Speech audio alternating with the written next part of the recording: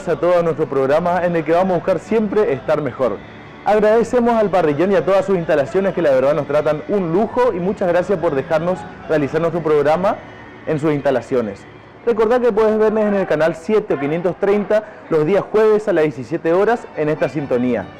Y hoy particularmente vamos a tocar diferentes temas, como por ejemplo dolor abdominal, el acompañamiento en personas con problemas de consumo y también la pandemia en lo que fue la época hospitalaria. Y continuamos en estar mejor de la siguiente manera.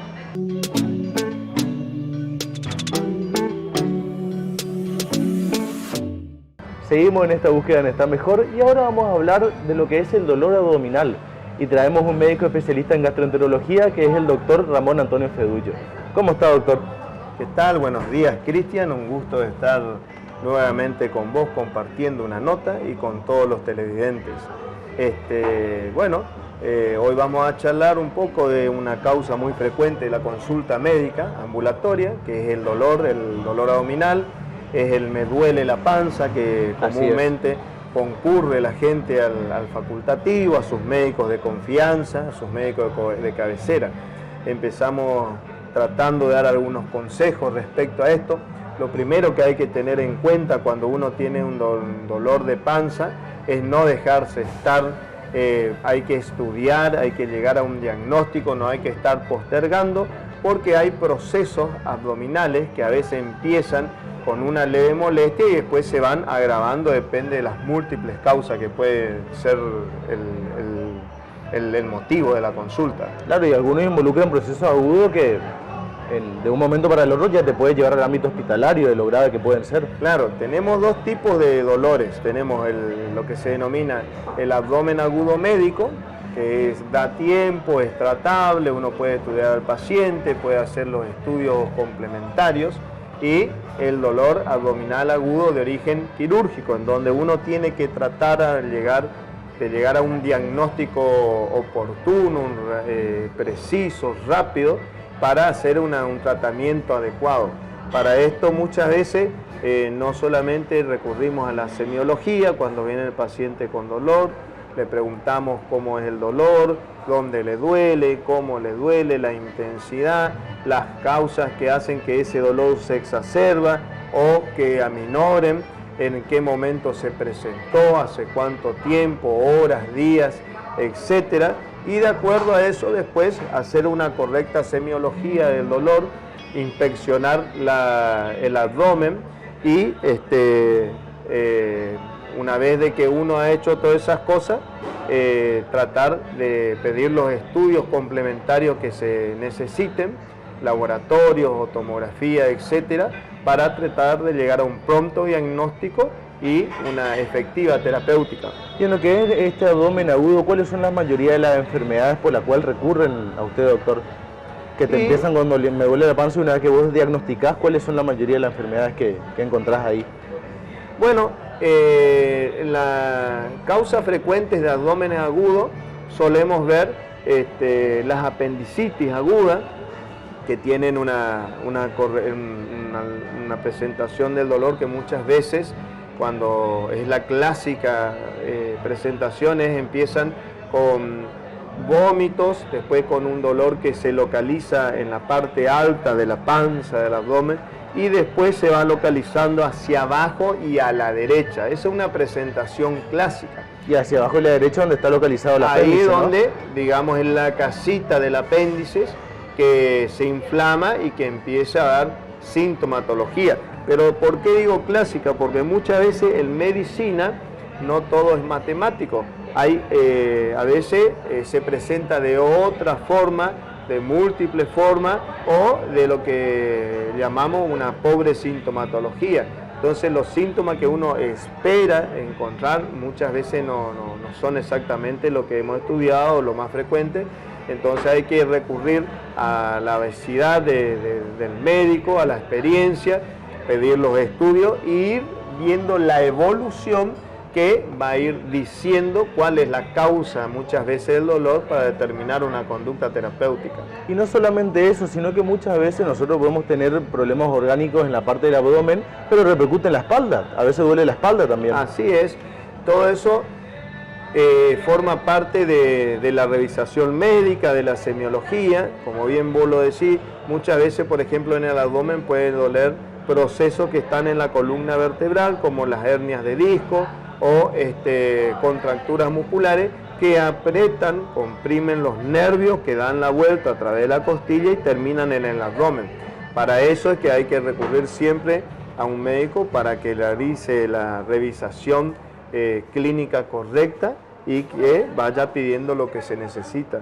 Y siempre, como siempre decimos, estar en contra de una automedicación, porque la automedicación la mayoría de las veces lo que más hace es daño, porque muchas veces no solucionan los problemas, se automedican, no saben la causa del dolor por el que están sufriendo y encima, para peor, muchas veces la automedicación lo que hace es ocultar síntomas que el médico después, cuando va a revisar el abdomen, la panza, espera encontrar síntomas que desaparecen, se ocultan porque el paciente se automedicó. Exactamente, y una vez que vos encontrás la enfermedad, ¿cómo le haces el seguimiento al paciente? Una vez de que uno tiene el diagnóstico, tenés dos tipos de caminos. Es determinar si es un proceso quirúrgico, o sea, se resuelve sí o sí con cirugía, se lo deriva a un cirujano para que haga la intervención y solucione el problema. Y si es un abdomen agudo médico, una causa que no se resuelve quirúrgicamente, se hace el tratamiento específico adecuado para solucionar el problema. Y en lo que serían los estudios rutinarios para detectar qué causa tiene el abdomen agudo, ¿cuáles son los estudios que más se recomiendan?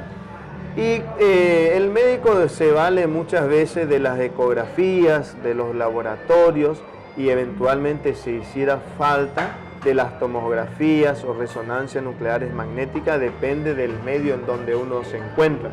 Hay lugares en donde podemos disponer de esa tecnología y bueno, y lugares en donde no.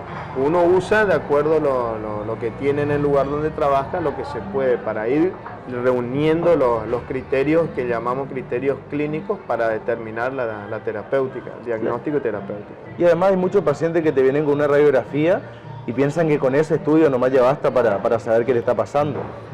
No, las radiografías ayudan también. Muchas veces uno puede llegar a ver imágenes que nos estén indicando que hay un proceso agudo, como denominamos imágenes hidroaéreas, esqueletos de arenque, son imágenes radiológicas o cálculos renales que se ven en los uréteres cuando son cálcicos. Cuando son radiolúcidos ya se complica un poco, pero sí ayudan muchísimo. Bueno, en algunos lugares capaz que solamente se dispone de radiografía, así que sirve también. ¿Y dónde lo pueden encontrar los pacientes para más consulta, doctor? Bueno, trabajamos en Centro Médico de Nordeste, en la calle Belgrano 1079. Tengo Facebook, tengo Instagram, Ramón Antonio Fedullo, y mi número de celular es 3794-321232. Perfecto, doctor. Muchas gracias. Bueno, un gusto estar con ustedes. Y continuamos en estar mejor de la siguiente manera.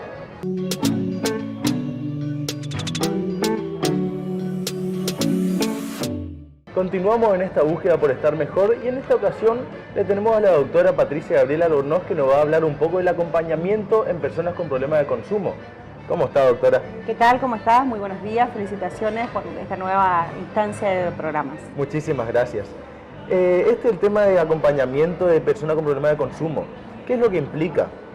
Bueno, implica una planificación estratégica del Estado provincial a cargo del gobernador Gustavo Valdés, que se denomina Plan Más Vida en el marco del Ministerio de Coordinación y Planificación. El Plan Más Vida está coordinado por la doctora Silvana Vischi y contempla un abordaje integral de los consumos problemáticos desde lo que es promoción de derechos, prevención y tratamiento de los consumos problemáticos. Hoy en día eso está encarnado en 16 centros de día que tenemos en todo el territorio provincial, con la posible creación de nuevos, porque estamos en plena etapa, digamos, de creación de nuevos centros de día, y eso involucra actividades preventivas, no solamente desde los centros de día, sino también en el abordaje con las escuelas, con los alumnos, con los docentes, con los medios de comunicación, con diferentes actores sociales a efectos de trabajar la problemática. Y en este centro de día, ¿qué tipo de atención brindan a estas personas? Bueno, hay que entender la atención de los consumos problemáticos de una manera, digamos, un poco más asistemática a lo que tiene que ver con lo que son los centros de salud. Cualquier centro de salud está seguramente muchas veces el profesional esperando a que llegue el paciente. En cambio, nosotros lo trabajamos de otra manera, tiene un abordaje mucho más comunitario, salimos a territorio, hacemos las visitas a los vecinos, se trabaja con los referentes de la comunidad, se hacen campañas de prevención saliendo hacia afuera del dispositivo y hacia adentro del dispositivo, digamos, una vez que se dan a conocer todas sus actividades, la gente comienza a llegar, digamos, en caso de que tengan alguna consulta por hacer o algún paciente por atender. Claro, porque justamente eso es lo que más cuesta, que la gente acuda a este tipo de centros, sobre todo porque hay mucha gente que desconoce que existen. Sí, que desconoce que existen y también sabemos que lamentablemente el tema de los consumos es un tema tabú en nuestra sociedad. Claro. Digamos, quien consume muchas veces no quiere reconocer que está teniendo un problema o quizás no reconoce porque no entiende que está teniendo un problema porque hay otras causales de fondo. Entonces, muchas veces es difícil trabajar la problemática desde ese despertar, digamos, para entender de que hay una cuestión, digamos, para trabajar con profesionales, ¿no? Y una vez que el paciente con problema de consumo acude ya al centro de día, ¿cuál es el seguimiento que se le va realizando? Bueno, el seguimiento que se le tiene que realizar es un seguimiento integral. Por eso justamente el abordaje es de este tipo. Porque, digamos, una vez que acude la persona por sugerencia de algún familiar, por voluntad propia, a veces llegan por indicación de los juzgados o por, digamos, alguna invitación de una escuela. Entonces se acerca y se tiene que trabajar con un referente afectivo, que puede ser un familiar, puede ser su novia, puede ser un amigo, puede ser su docente. Siempre tiene que estar acompañado por alguien. Tiene que estar acompañado por alguien que sea un referente afectivo, o sea, desde el cariño, desde la contención. Y esa persona tiene que estar al tanto de cómo va avanzando ese tratamiento y también se instruye a esta persona, a ese referente afectivo, en cuanto a la manera que tiene que hacerse el abordaje cuando la persona no está en el dispositivo. Claro, cuando vuelve a su casa, cuando tiene que estar, digamos, en su entorno, cómo tiene que hacerse ese acompañamiento. Y además porque el estado anímico, llevando a cabo lo negativo, la depresión juega un papel muy importante en este tipo de ámbitos. Sin lugar a dudas. Y muchas veces las situaciones de consumo se generan dentro del hogar, claro, o como consecuencia de relaciones difíciles que se producen en el hogar, en la comunidad, en la escuela, en el barrio, con los vecinos. Entonces la idea es trabajar esta problemática de manera integral con los agentes que correspondan. Y esto de manera integral usted dice por el tema de tanto profesionales de salud como también en el ámbito deportivo, en el ámbito recreativo, en cualquier tipo de ámbito. Sin lugar a dudas, la salud mental es muy importante trabajarla desde todos los ámbitos. La persona que, digamos, tiene problemas de consumo muchas veces no está haciendo ninguna actividad física, no está haciendo un deporte, no está haciendo algo que le llene el alma, entonces es necesario trabajar también desde esos sectores, desde ese lugar, a través de los intereses que tenga, con las afinidades, digamos, por ahí le gusta tocar la guitarra, por ahí le gusta cantar, por ahí le interesa terminar su escolaridad. Entonces la idea es ir cerrando, digamos, todos esos lazos sociales que se fueron, digamos, lastimando como consecuencia del consumo y ir nutriendo, digamos, a la persona con revalorizar, digamos, estos lazos. Y estuve chusmeando mucho lo que son las redes sociales del gobernador Gustavo Valdés y vi que su gestión está inaugurando y también refaccionando muchos centros de día, se están poniendo mucho las pilas con este tema. Así es, bueno, justamente desde la gestión del doctor Gustavo Valdés se creó el primer centro de día ya en el año 2019, el Centro San Jorge, del cual yo fui directora durante casi 4 años. Después, bueno, ya al ir creciendo cada vez más en cantidad, claro, se formaron en total ya 16 centros de día, en esto que va, pandemia de por medio, y ya estamos en proceso de creación de seguro 4 más en los próximos días. Además me imagino en la época de la pandemia con las personas con problemas de consumo, la manera de afectarse, porque imagínate, encima que tener problemas de consumo no puedes salir, peor todavía. Así es, y además, bueno, las relaciones quizás tóxicas que se daban dentro del seno familiar, claro, o de la comunidad no podían ser, digamos, evitadas porque, bueno, uno no tenía la posibilidad de salir. Así que sí, la pandemia aceleró mucho todo este proceso. Y este tipo de adicciones, a cualquier tipo de adicción, no solamente lo que son las drogas ilegales, también por ejemplo el alcohol. Así es. Nosotros no hablamos de adicciones, sino de consumos problemáticos, porque a veces, sin necesidad de estar en una situación de dependencia, que sería una adicción, hay problemas de consumo relacionados muchas veces con accidentes de tránsito, con cuestiones de violencia doméstica, por ejemplo, o bueno, infinidad de cuestiones que afectan a las relaciones sociales y quizá la persona todavía no está en situación de adicción. Entonces hablamos de consumos problemáticos, de sustancias legales o ilegales, seguramente. Como por ejemplo, una persona que consume alcohol, que no necesariamente consume todos los días, pero cuando consumen, sobre todo en su seno familiar, lo consume de una manera desmedida y de manera descontrolada. Exactamente, o los chicos cuando consumen, digamos, en las salidas, con los amigos, y bueno, eso por ahí se descontrola y a veces después se suben a la moto, ¿no es cierto? Claro. Y se producen los accidentes de tránsito. Entonces por eso es importante trabajar muchísimo todo lo que es el abordaje preventivo, también en lugares comunitarios, por ejemplo un club, por ejemplo un espacio de esparcimiento, digamos, común, no solamente en las escuelas. Y bueno, por eso siempre estamos abiertos a las convocatorias que nos hacen. Insisto en esa cuestión, a todos los lugares que nosotros nos vamos es por convocatorias que nos hacen justamente digamos, el lugar que demanda. La escuela, el club, la comunidad, el barrio, un SIC, ¿cierto? Son los que nos llaman para que vayamos a concientizar, a sensibilizar acerca de la problemática. No, pero está muy bueno porque no solamente se basan en su plan en su coordinación de Plan Más Vida, sino que también salen a terreno y coordinan con otros centros de salud. Eso está fenomenal. Así es. El Estado no tiene que estar solamente presente en las oficinas, sino que tiene que estar en el territorio. Y ese es el trabajo que nosotros hacemos. Perfecto, doctora. Muchísimas gracias. Gracias a ustedes y éxitos en todo este emprendimiento. Muchas gracias.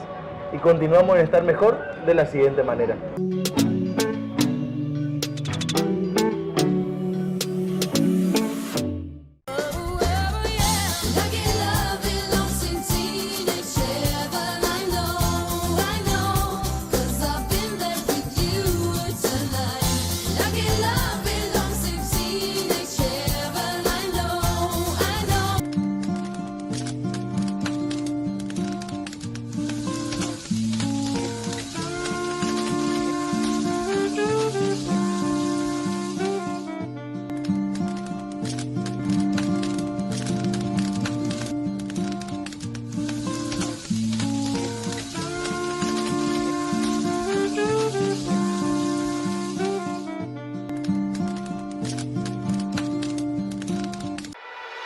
Fuegos & Co, Bazar Criollo.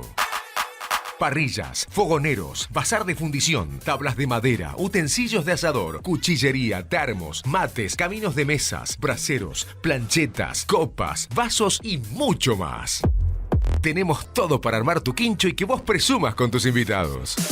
Ruta 12 y Ruta 43, Paseo La Terraza, local número 4. Fuegos & Co, Bazar Criollo.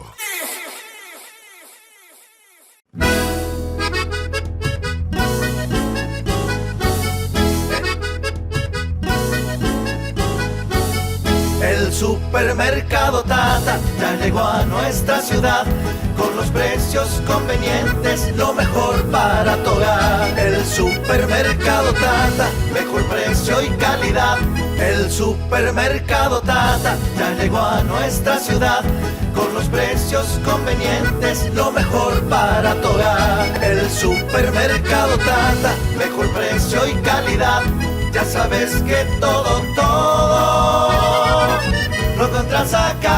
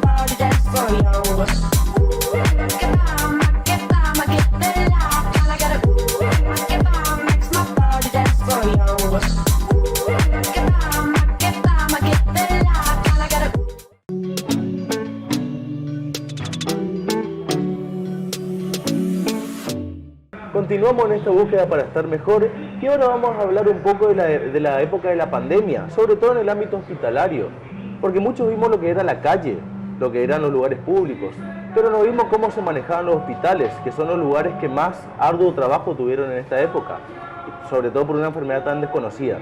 Y tenemos a un profesional que trabajó en el hospital de campaña y actualmente todavía trabaja en el hospital de campaña, que es el licenciado Ricardo Ferreira. ¿Cómo está, Ricardo? ¿Qué tal? ¿Cómo te va, Cristian? Pero todo bien, ¿y vos? Un gusto verte, sí. ¿Cómo se manejó esto de la pandemia en el hospital de campaña? Bueno, antes que nada yo lo que quiero decir, tengo la primera oportunidad de hablar sobre el hospital de campaña, que fue un acierto enorme de la provincia la creación de este hospital, porque marcó la diferencia si uno compara con muchas otras provincias, otros lugares, cómo se manejó la pandemia. Permitió a la provincia tener un control de esta pandemia muy bueno, porque se generó un lugar donde se concentró todos los pacientes, se los podía tratar de una manera uniforme, con uniformidad de criterio y con un equipo interprofesional muy bueno. Y eso también permitió que no se vaya expandiendo más de lo que se expandió la pandemia. También hoy puedo decir de que salvó muchas vidas. Así es. Mucho más vidas de lo que nos damos cuenta, y también con poco tiempo que se tuvo para organizar algo tan gigante, se logró. Obviamente, como cualquier cosa, puede tener cosas que pueden mejorar, como todo, pero frente a la urgencia fue lo mejor que se pudo hacer, y yo estoy convencido que fue un acierto brillante, digamos. Así es. No, fue un acierto brillante, sobre todo el pionero que fue esto, nuestro gobernador Gustavo Valdés, sí. De incursionar en este tipo de terapia, sobre todo de exclusividad para la gente de pandemia. Claro. Porque en los otros hospitales vos podías correr el riesgo de que justo alguien le contagie a otra persona que no tiene necesariamente COVID. En cambio, en el hospital de campaña ya había más exclusividad en ese entonces, al menos en primera instancia, para este tipo de enfermedad. Claro, porque se vio la experiencia en otras provincias que usaron otro método, que iban distribuyendo en diferentes lugares físicos, inclusive los pacientes, y eso generó que esa vigilancia epidemiológica no se pueda concretar de manera eficiente, y aún así aumentaban los casos, los contagios, el contagio entre el mismo personal de salud, que no hay que olvidar eso, porque claro, eso también fue una lucha bastante importante. Claro. Cuando el profesional se contagiaba, y encima que te contagiabas ya tenías que seguir trabajando, claro, o tenías que pausar, y había que cubrir ese hueco también. Sin embargo, acá si trabajaba con esta modalidad del hospital de campaña, permitió también que la bioseguridad sea mayor, y el cuidado del personal de salud también fue más eficiente, digamos. Eso fue también una de las cosas, ¿no? Que después, hablando concretamente ya de la pandemia en sí, los pacientes, bueno, yo siempre que hablo con amigos, con colegas que nos han estado ahí, siempre le digo lo mismo, fue algo extraordinario lo que vivimos. Así es.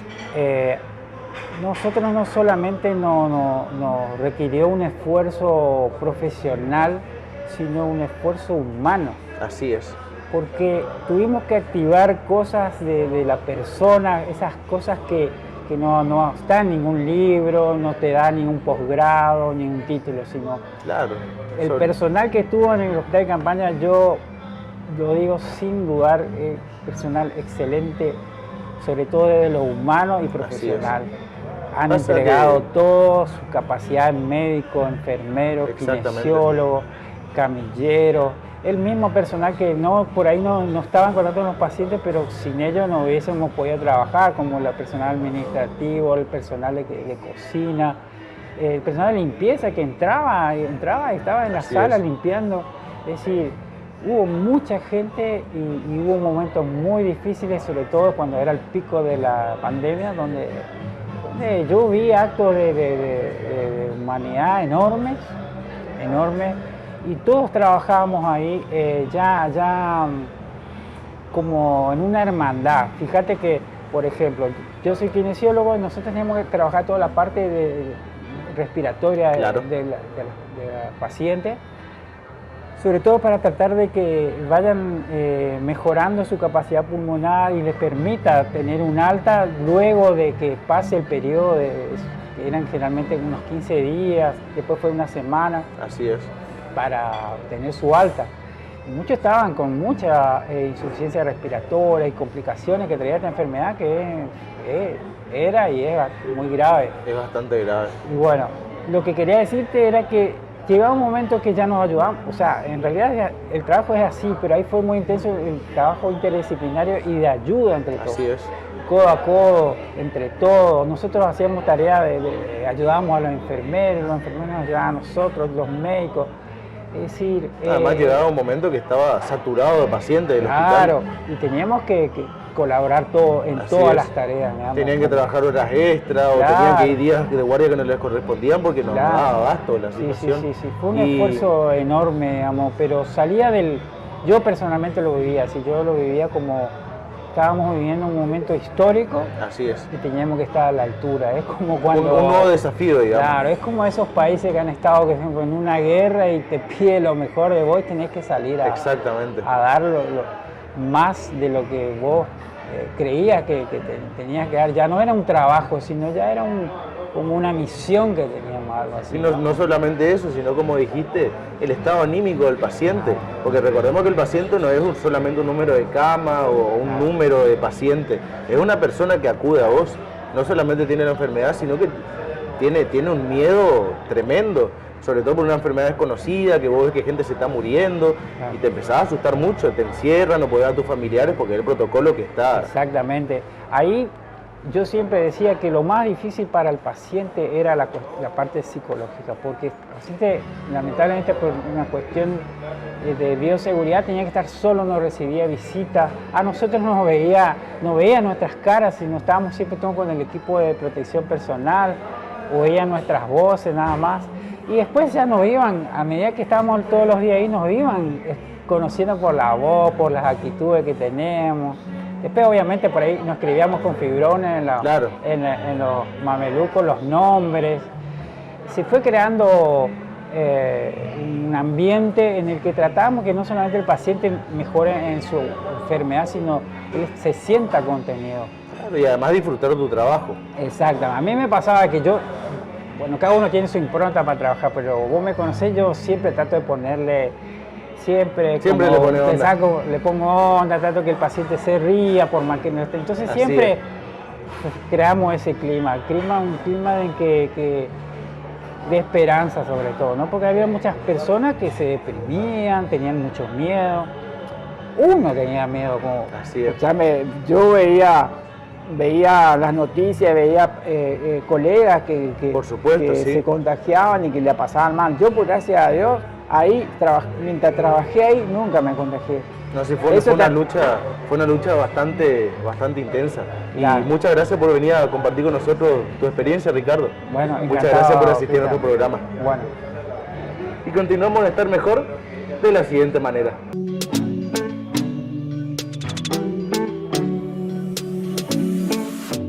Muchas gracias a todos por compartirnos con nosotros nuestro programa, que de nuevo estamos al aire, con más pilas y con más ganas que nunca. Recordad que puede vernos los días jueves en el canal 7530 a las 17 horas. Muchas gracias a todos por los mensajes y las recomendaciones que nos dieron respecto a los temas que son de su interés. Y nos vemos la semana que viene.